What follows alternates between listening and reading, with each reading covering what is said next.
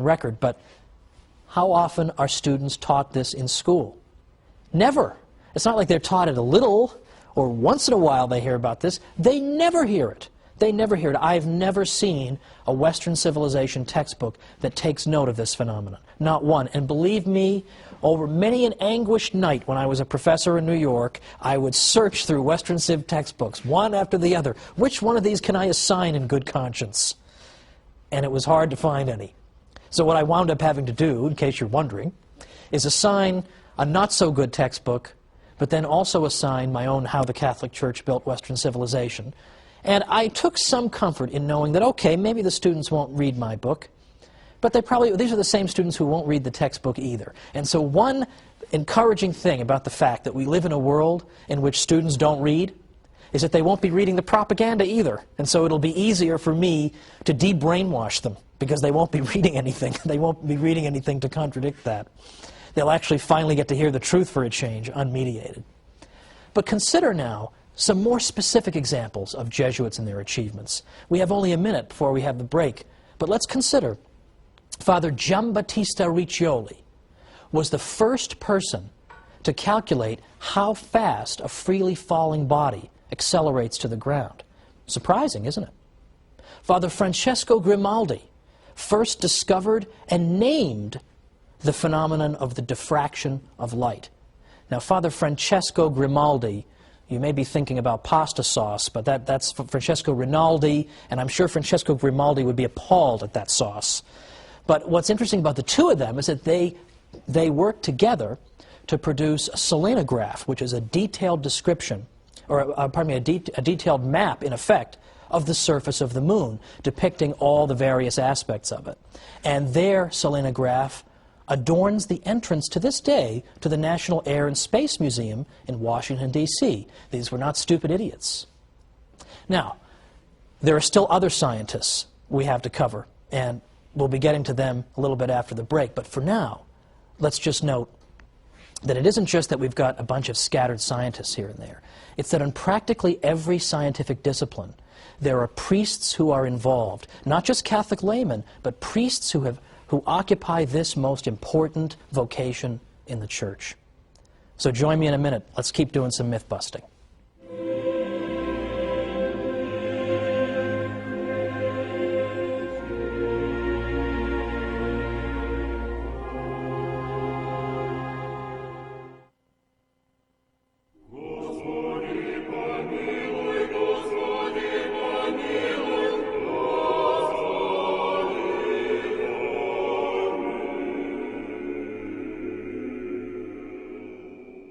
Welcome back to the Catholic Church, Builder of Civilization. I'm Thomas Woods. We've been looking today at unknown and forgotten Catholic scientists who were not simply Catholics, but who were Catholic priests. So I think this helps to overturn the idea that there is some necessary contradiction between being a Catholic and being a scientist, between the Catholic faith and scientific endeavor. Now, any one of the people that I've mentioned up to now, and whom I will mention in a moment, would make the subject of an excellent term paper or book. And yet, astonishingly little is written about these great Jesuit scientists. In fact, can you believe there is nothing in the English language, there is no systematic study in the English language of the Jesuit scientists? There's no book on the subject. So graduate students out there, here's your project. Okay, you get your job somewhere. We need you to start working on this, because this is a lost and forgotten chapter in the history of Western civilization, and it doesn't deserve to be.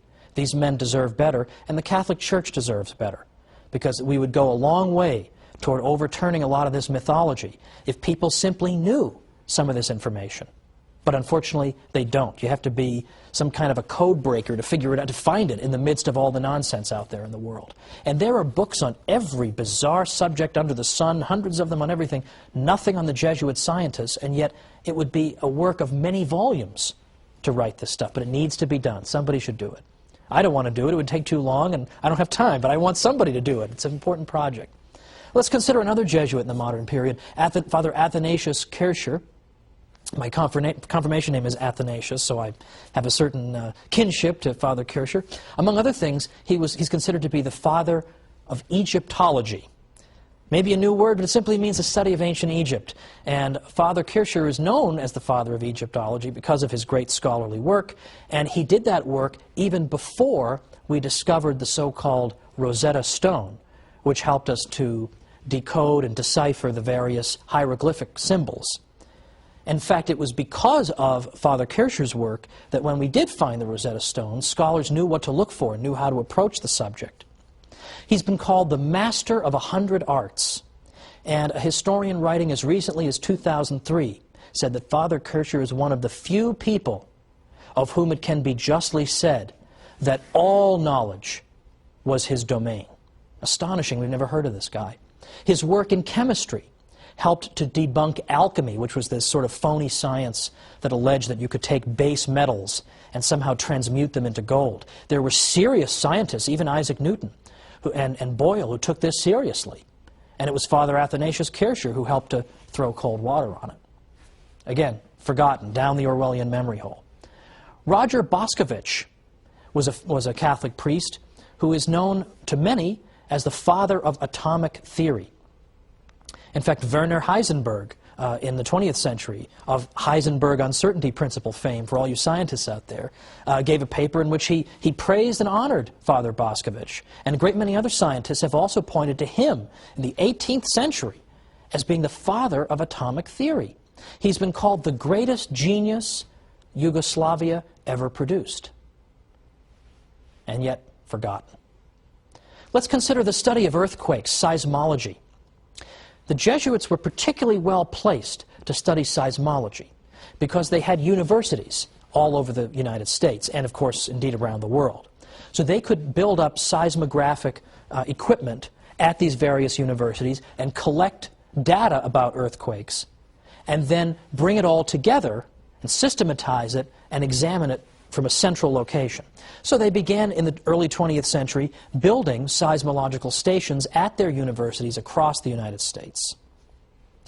Now, let's also consider, by the way, that it was a Jesuit who wrote the very first book on seismology in the United States. The first textbook on seismology in the United States was written in 1936 by Father J.B. McIlwain. Father McIlwain, by the way, has a medal named after him. Every year, the American Geophysical Union awards a medal to an aspiring young geophysicist.